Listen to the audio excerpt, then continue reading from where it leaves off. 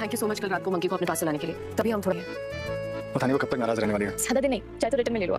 हाय तुम्हारी T-shirt. Thanks फरमा।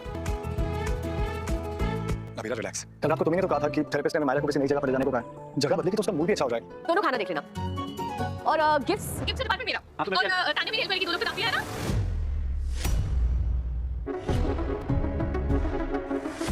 Serial ये रिश्ता क्या कहलाता है कि आने वाले एपिसोड होने वाले हैं ज़बरदस्त। जी हाँ दोस्तों, आने वाले एपिसोड में आप देखेंगे कि उधर कियारा को अरमान और अबीरा कहते हैं थैंक्स मायरा को अपने साथ सुलाने के लिए। उसने कहा वो पता नहीं हमारे साथ नाराज़ थी, कब तक वो ठीक होगी और तुमने अपने रात अपने साथ सुलाया।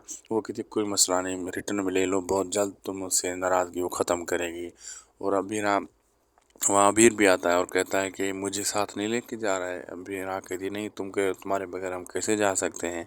तो वहाँ पे अरमान कहता है अबीरा को तुमने तो कहा था किसी नई जगह जाएं, शायद वहाँ मायरा हमारे साथ ठीक हो जाए।